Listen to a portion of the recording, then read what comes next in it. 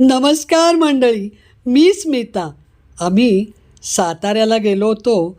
तिथून स्टँडपासून 20 किलोमीटरवरती मोरघर म्हणून छोटंसं गाव आहे डोंगरावरती.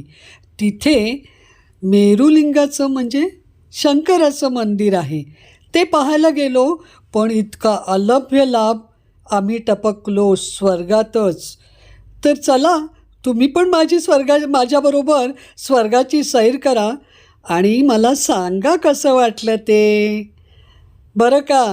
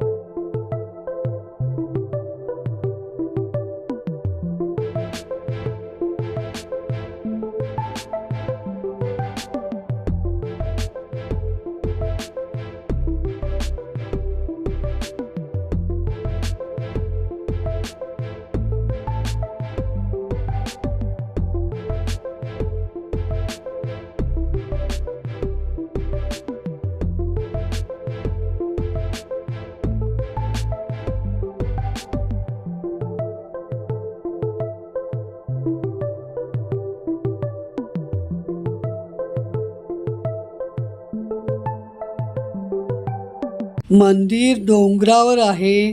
घाट अगदी खूप वळणाचा आहे. एससारखा 4-5 ठिकाणी, परंतु मंदिर खूप सुंदर आहे. मंदिराच्या पायऱ्यापर्यंत गाडी जाते बरं का.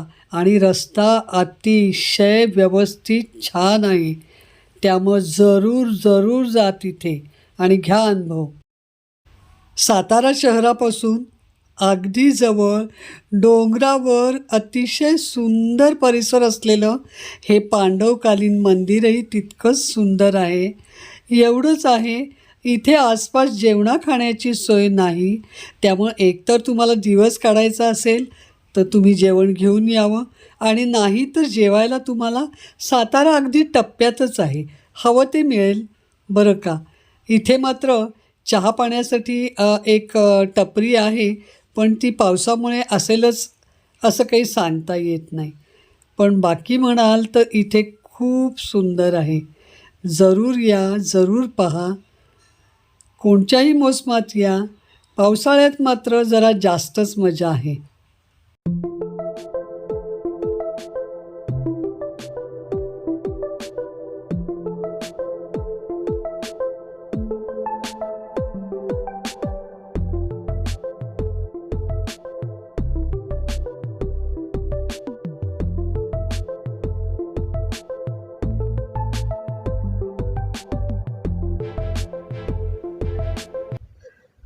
काय सुंदर आहे इथे, काय सांगू.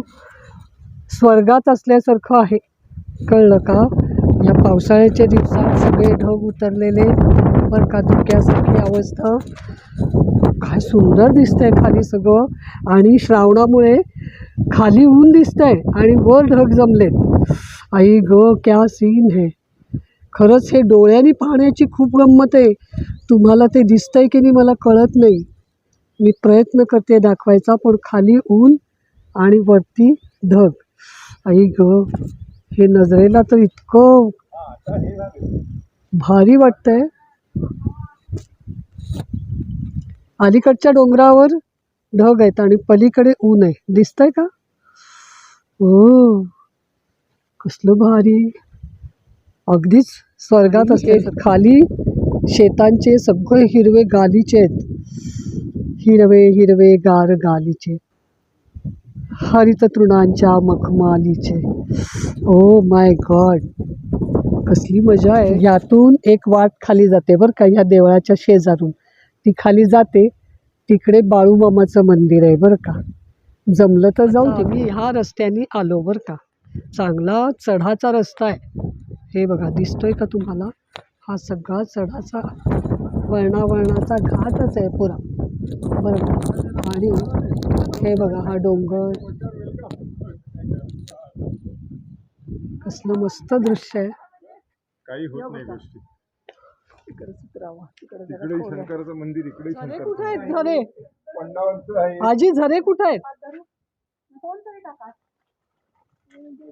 हे बसायला छान पार केलेलं आहे. आता पावसामुळे सगळं ओलं झालंय, पण आतमध्ये बसायला मंदिरात खूप छान आहे.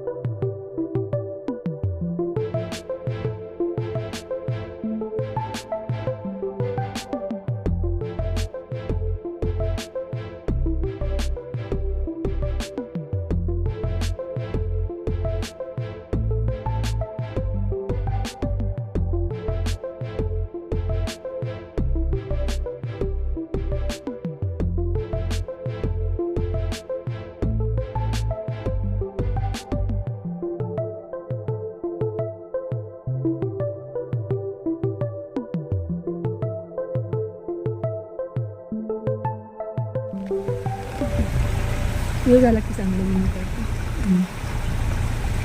ही कोणची नदी आहे? नदी नाही, डॅम म्हणाले. कण्हेरी डॅम. कण्हेरी डॅम आहे का? बॅकवॉटर आहे का? आई गो, चांदीसारखं दिसतंय ते बॅकवॉटर आणि काळे ढग वरती. आई गो, इथं तो शाकुंतल रचणारा तो हवा होता. कोण ग? कवी कालिदास. कालिदास हवा होता. नाहीतर आता मेघदूतात एक एक वर्णनं केलीत ना नद्यांची, हो ना, डोंगरांची, आई गं. जंगलांची आणि त्या गावांची. आणि डोलणारी हे गवताची पाती पण अक्षरशः कसली भारी वाटतायत. निसर्ग म्हणजे काय? हो ना.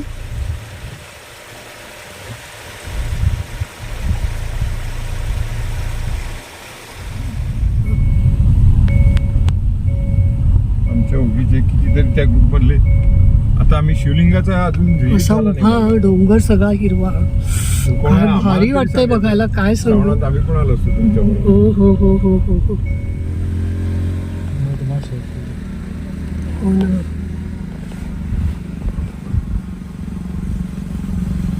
मधमाशी पळते इथून.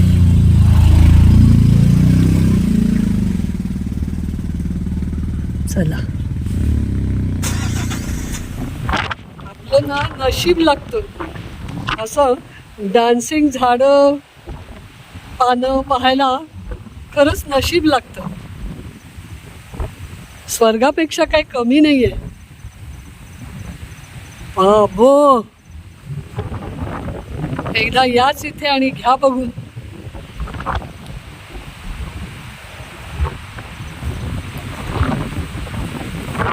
या डोंगराचे सुद्धा हिरवाईचे टप्पे बघितल्यावर मला मजाच वाटली, म्हणून गाडी थांबवली शेवटी.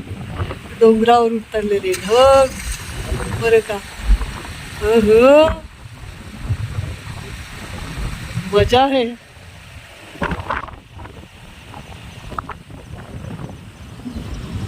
कितीही बघितलं तरी मन भरतच नाहीये. एकदा या अँगलनी, एकदा त्या अँगलनी.